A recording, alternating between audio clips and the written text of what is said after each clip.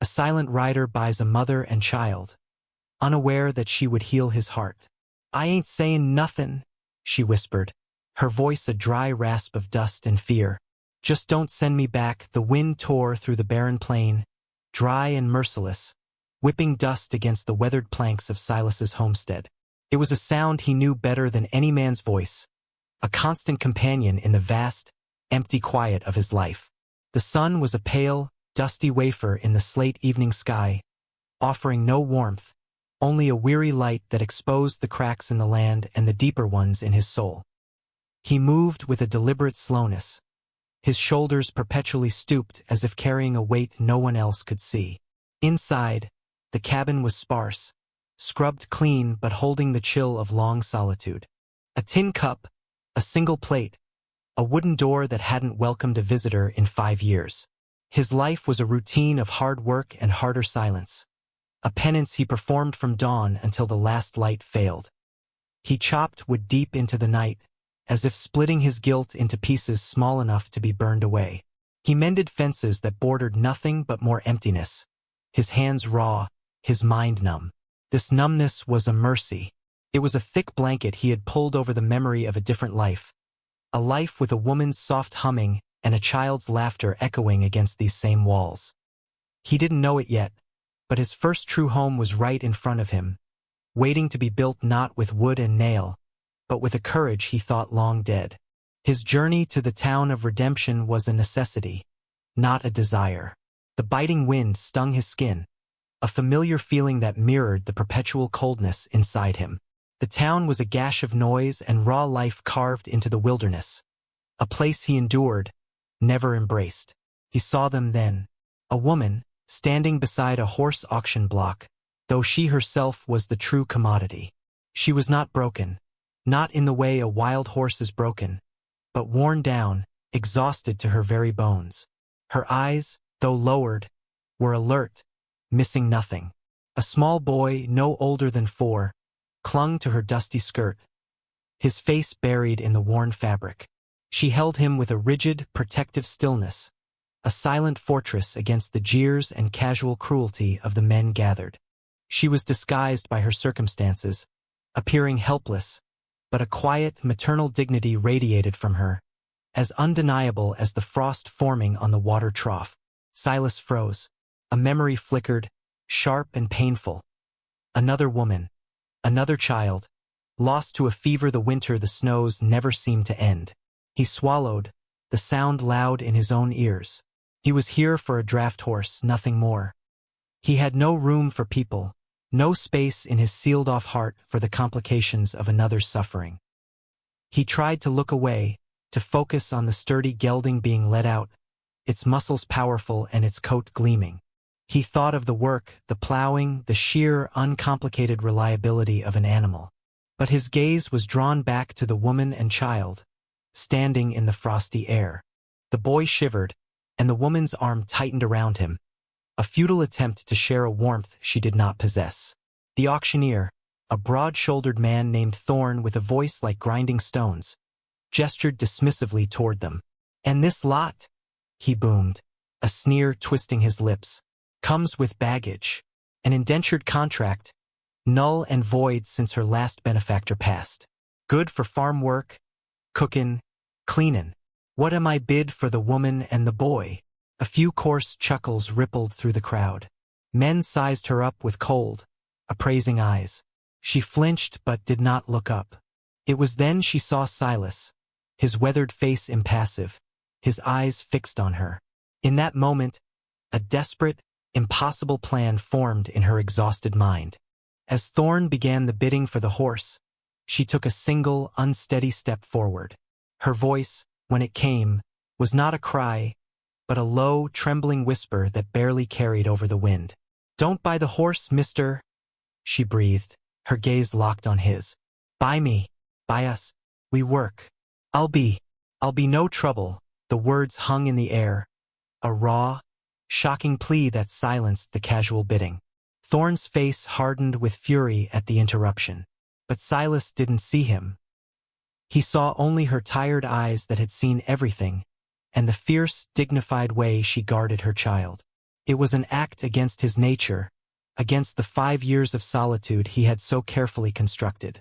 An impulsive, reckless gesture born of a remorse he could not name. The memory of the grave on the hill, small and unmarked, surged within him. He raised a hand, a single, deliberate motion. The crowd murmured. Thorne, recovering, saw a sale. "The rider bids 50, he barked. Another man, laughing, bid 60. Silas didn't hesitate. 100, the sum was absurd. More than the horse was worth. It was the price of a small plot of land. Silence fell thick and heavy. Thorne slammed his gavel. Sold. To the silent man, he approached them, his shadow falling over her. She trembled, her journey moving from fear to a new, uncertain terror. He said nothing. He simply nodded, a curt, almost imperceptible gesture toward the wagon. He turned and walked away, expecting them to follow. The journey back to the homestead was a study in silence. The creak of the wagon wheels and the clinking of the harness were the only sounds, woven into the ceaseless sigh of the wind. Alara sat rigidly on the wagon bed, her arm a steel band around her son, Leo. She had not looked at the man since he'd paid Thorne. She stared out at the dusty vastness, her mind a whirlwind of fear and suspicion. This man was a mystery. He was not like Thorne with his loud cruelty, nor like the other men with their leering glances.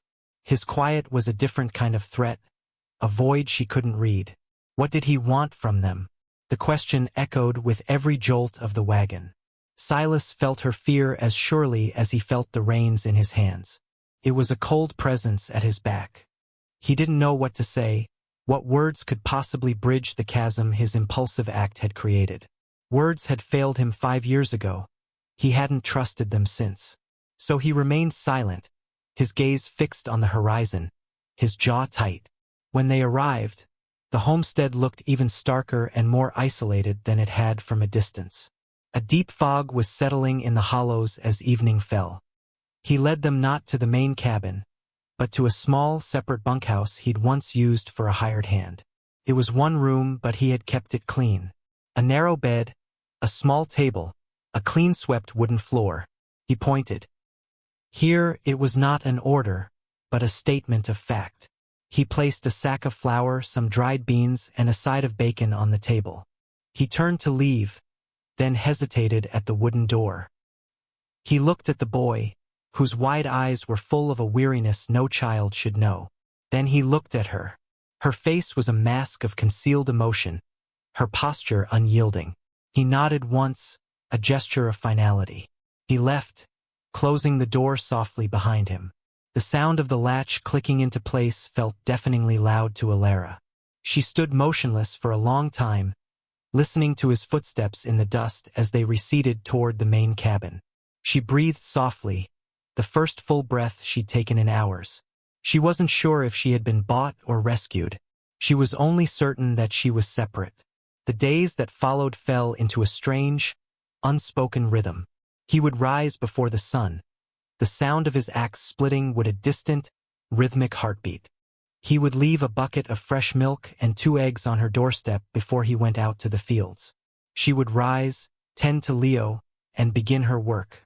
She scrubbed, she mended. She cooked her own modest meals on the small stove in the bunkhouse. She worked with a fierce, desperate energy, determined to prove her worth, to keep this fragile sanctuary. They were 2 solitary planets orbiting the same sun of daily survival, never touching. Their paths crossed in the yard, but they exchanged no words, just a nod, a lowered gaze. The silence between them was a tangible thing, a wall built of his guilt and her distrust. He watched her from a distance. He saw the way her worn shoes, thin as paper, offered no protection from the rocky ground. He saw how she'd patched them at night by the smoky lamp, her fingers deft and quick. One morning, before the pale winter sun had breached the horizon, he rode to town. He did not go to the general store where all eyes would be on him. He went to a quiet cobbler on a side street and bought a pair of sturdy, reliable women's work boots. He paid in cash and left without a word. Before dawn the next day, he placed them on her doorstep, next to the milk pail. He was gone before she opened the door. When Alara saw the shoes, she froze. They were new, honest, and completely unexpected. She picked one up, feeling the solid leather, the thick sole. It was an act of what? Provision? Ownership? Kindness? The last possibility was so foreign she could barely entertain it. Her first instinct was suspicion. It was a chain, another link in the transaction that bound her to this place. But as she crouched, touching the smooth leather, a different feeling surfaced. It was a small, fragile flicker of something else. She looked toward his cabin, a dark shape against the graying sky. No one had given her anything without expecting a debt in return. She put the shoes on. They fit. They were warm. For the first time, her feet did not feel the biting cold of the earth. She did not thank him. The words would not come. But as she walked across the yard to fetch water, her steps were a little surer, a little less brittle. He saw it from his window. He saw the way she walked. He felt a stirring of something he hadn't felt in years, a feeling that wasn't numbness or pain. It was a quiet, unobtrusive satisfaction. He began to leave more. An extra blanket appeared on her porch one evening as the nights grew colder. A small sack of apples from his meager orchard. A bar of soap that smelled faintly of lavender. These were secret interventions. Small gestures dropped into the immense silence between them. He did it all under the cover of darkness or pre-dawn gray, as if he were ashamed of the impulse. She accepted these gifts with the same guarded quiet. Her mind struggled to reconcile them. An owner provides for his property to ensure it keeps working. A man provides for, what? Person? The thought was a dangerous seed of hope. She watched him chop wood, his movements steady and powerful. His weary shoulders seemed to carry the weight of the whole sky. She started leaving a tin cup of hot coffee on the woodpile for him, walking away before he could see. He would find it, still steaming in the frosty air.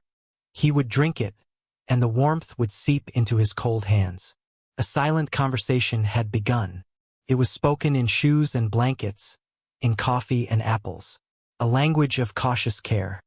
A storm brewed on the horizon, a mass of slate-gray clouds that swallowed the mountains. The wind changed, carrying the sharp, cracking smell of ice. It came suddenly, a blizzard that descended like a white curtain, erasing the world.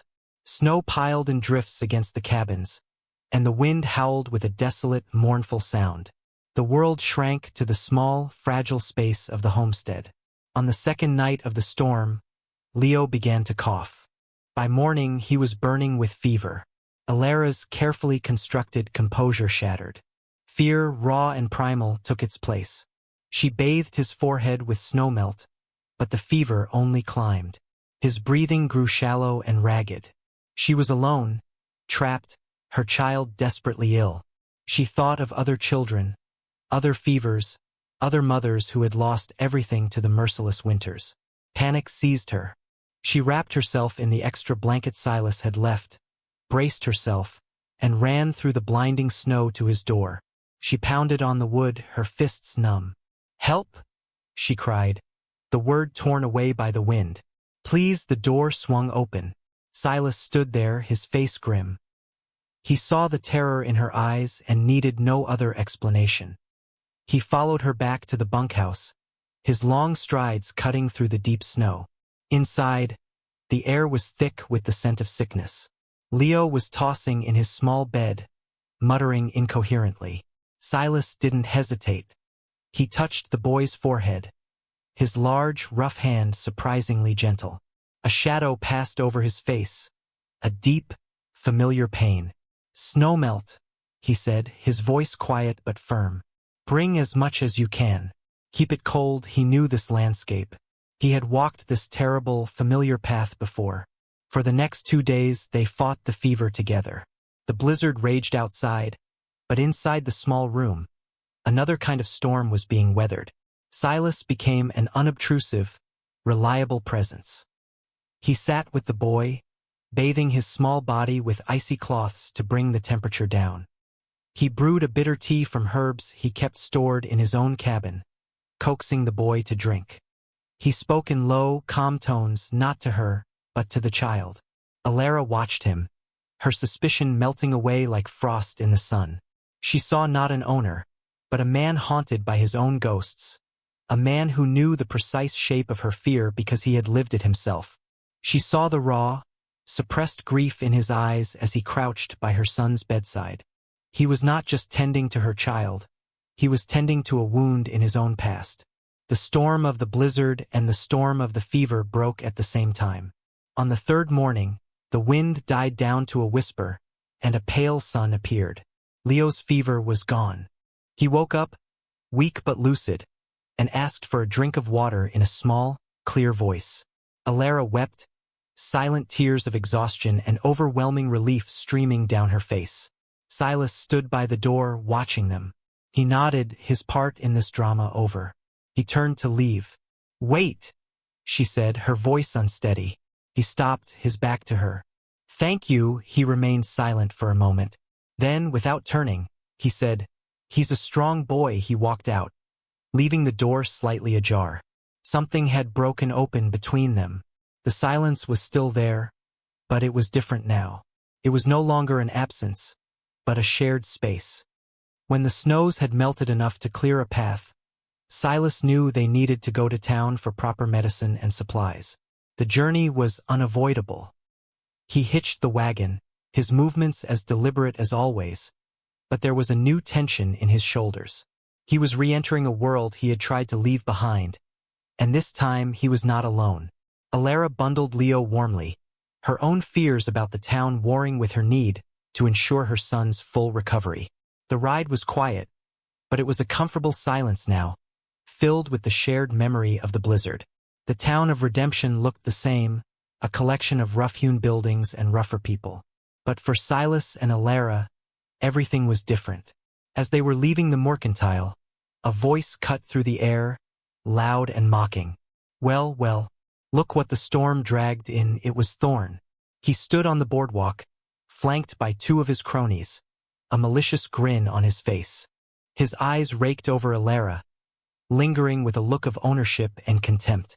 "See, you're taking good care of my property, Ryder," he said to Silas, his voice dripping with insinuation. "Keeping her warm through the winter?" Alara flinched as if struck. She instinctively pulled Leo closer, her back going rigid. She lowered her gaze to the muddy street, trying to make herself invisible. The familiar shame and humiliation washed over her, cold and sickening. A small crowd started to gather, sensing a confrontation. Thorn enjoyed the audience. "Still hasn't learned to speak, has she?" He laughed, a cruel, ugly sound. "I could never get a word out of her. You have better luck." Silas did not move. He stood solid as an old oak, his weathered face unreadable. He could have ignored it. He could have walked away, climbed onto his wagon, and retreated back to the silence of his homestead. That was the old Silas. That was the man who had walled himself off from the world. But he looked at Alara, saw her trembling, suppressed dignity, and the boy hiding behind her legs. He saw not property, but a family. He stepped forward. The movement was small, but it was a declaration. He positioned himself slightly in front of her, a quiet, unmovable shield. The crowd fell silent, waiting. Thorn's grin faltered slightly. Silas met his gaze, and for the first time in 5 years, he spoke in front of the town, his voice low but carrying with absolute authority. "She's with me," Thorn scoffed. "I know she is. I sold her to you." Silas took another slow step. His eyes were like chips of winter ice. "Not bought," he said, the words clear and deliberate. "Chosen." The simple correction landed with the force of a physical blow. "Chosen." The word echoed in the sudden, profound silence of the street. It was a word of value, of will, of honor. It stripped Thorn of his power and redefined Alara's existence in a single stroke. Thorn, flustered and furious, had no response. He stared, his bravado crumbling into dust. Silas held his gaze for a moment longer, then turned his back on him, a final, dismissive act. He gently touched Alara's arm. "Time to go home." She looked up at him, her eyes shining with unshed tears. For the first time, she saw him not as a savior or an owner, but as a partner. She stayed. The ride home was steeped in a new kind of silence. It was not the silence of strangers, nor the silence of cautious caretakers. It was the deep, resonant quiet of shared understanding. The dusty vastness outside the wagon felt less like an emptiness and more like a space waiting to be filled. They worked together to unhitch the team, their movements synchronized, a silent dance they had perfected over the months.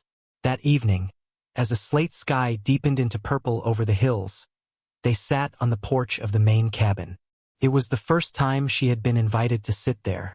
The wind rustled the dry grass, a sound that was no longer lonely, but peaceful. She was the first to speak. She did not tell him everything. Her story was a long, brutal road, and she was not ready to walk it all again.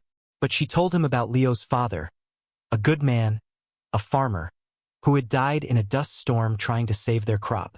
She told him how she had lost the land and had been forced into an indenture with Thorn to settle the debts. Her voice was soft, unsteady, but it did not break. He listened.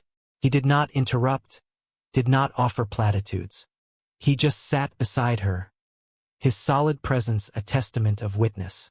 His calm, quiet attention gave her the space to let a piece of her painful past go. When she finished, a trembling silence settled between them again. He swallowed, the movement visible in the fading light. He did not speak of his own story in detail. Words were still difficult for him. Instead, he simply lifted a hand and pointed toward the small, solitary hill behind the cabin. There, barely visible, was a small mound of stones. "A fever," he said, his voice raw with suppressed emotion. "The first winter. My wife, Sarah, and our daughter, Lily." It was a confession of 3 words, but it contained a universe of guilt and grief. The wood he chopped too late into the night, the extra blanket he'd given her, his frantic, knowing care for Leo during the blizzard. It all clicked into place. He was not just a quiet man, he was a grieving one. He had been living in a tomb of his own making. Alara looked from the grave on the hill to the weary shoulders of the man beside her. She understood the depth of his solitude, the reason for his silence. Without thinking, she reached out and her hand touched his arm. It was not a gesture of pity, but of profound empathy. A simple, honest touch that said, "You are not alone anymore." He did not pull away. He froze for a moment, then slowly he breathed out, a long, shuddering breath he seemed to have been holding for 5 years. They sat there as the stars emerged, 2 survivors finding shelter in each other's quiet company. They realized, in that shared moment of vulnerability, that they were strong together. The past could not be erased, but perhaps it could be endured, and a new future could be built upon its foundations. The seasons turned. The last of the biting wind gave way to a gentle breeze that carried the scent of thawing earth and new growth. Winter's rigid grip on the land loosened, and a fragile, determined green began to push through the dusty soil. The homestead, once a monument to one man's solitude, began to transform. It was no longer his homestead or her bunkhouse. It was their home. The silent rhythms of their life continued, but they were now interwoven. He no longer left milk on her doorstep. She met him at the barn, and they'd walk back together. She didn't just cook for herself and Leo. She cooked for all of them, and they ate their meals at the table in the main cabin. The wooden door that had been closed for so long was now often left open to the fresh air. Words remained sparse, but a new language flourished between them. A glance across the field was enough to communicate that a storm was coming. The handing of a tool was a conversation about the day's work. A shared smile as they watched Leo chase butterflies was an entire chapter of shared joy. The boys' laughter became the true sound of the homestead, a bright, clear melody that filled the spaces where silence once reigned. He followed Silas everywhere, his small shadow trailing the tall man's. Silas, in turn, began to carve. In the evenings, by the light of the fire, he would take a piece of scrap wood and a knife and slowly, deliberately shape it. He carved a small, detailed horse for Leo, then a wolf, then a hawk. His rough, calloused hands were surprisingly gentle with the wood. Alara would watch him, a quiet, growing warmth in her chest. She planted a small garden near the cabin, her hands in the rich earth. She coaxed lettuces, beans, and sturdy squash from the soil. It was an act of faith, a declaration that they were putting down roots.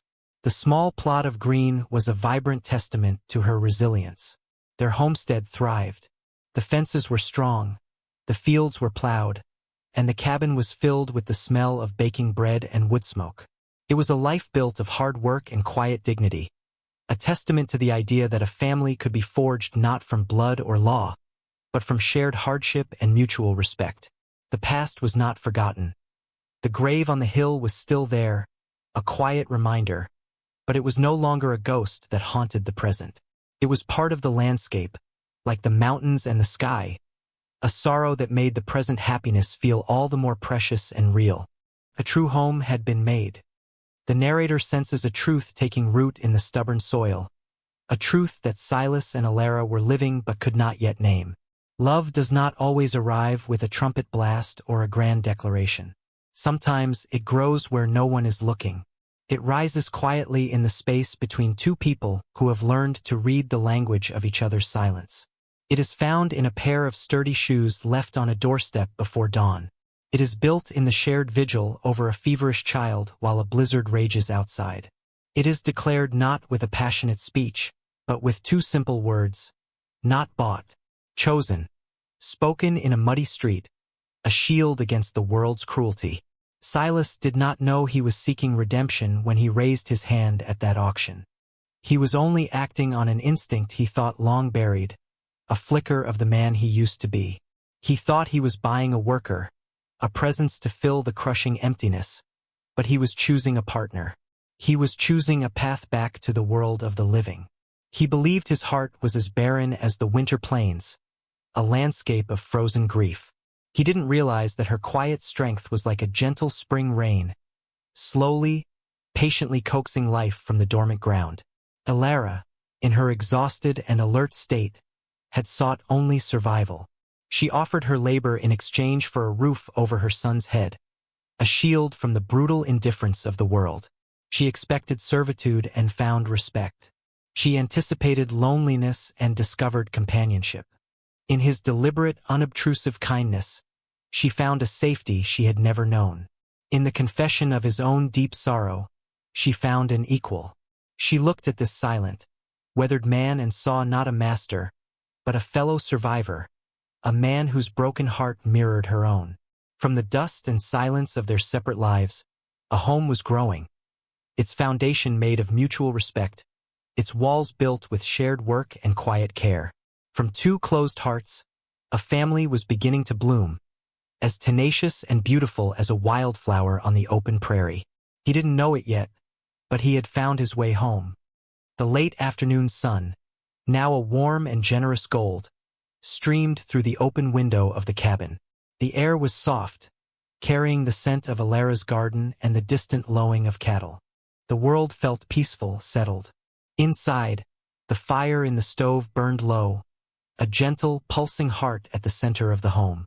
Silas sat near the hearth, the smoky lamplight catching the lines on his weathered face. In his hands was his latest project, a small rocker carved from a single piece of seasoned oak. He had been working on it for weeks, his deliberate motions sanding the wood until it was as smooth as a river stone. Every curve was perfect, every joint solid and true. He ran his hand over the finished piece one last time, a gesture of quiet pride and deep affection. He stood and carried the rocker to the hearth, placing it where Leo would see it first thing in the morning, a monument to a future he had never dared to imagine. Alara stood by the open window, looking out at the vast, greening land that was now as much hers as it was his. She was not the same woman he had first seen in Redemption. The exhaustion was gone from her eyes, replaced by a calm, steady light. The rigid posture had softened into a graceful strength. She was no longer just a survivor. She was the mistress of her own life, a planter of gardens, a maker of homes. She turned as he approached, a quiet question in her eyes. He stopped beside her, and for a moment, they stood together, looking out at the world they had built. The silence between them was full and rich, a comfortable blanket woven from shared days and unspoken feelings. He had never been a man of many words, and the most important things often went unsaid. But some things needed to be spoken aloud, to be given the weight and permanence of sound. He looked at her, at the woman who had filled the desolate quiet of his life with warmth and purpose. He thought of the long road they had traveled to get to this peaceful evening. He breathed in the scent of home. Then he spoke, his voice low and certain. Stay here. It was not a question. It was a plea, a promise. An anchor dropped into the deep, calm harbor of their life together. She met his gaze, and a slow, beautiful smile spread across her face.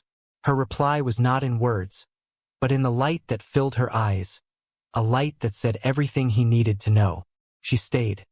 From dust and silence grew a home. From closed hearts, a family.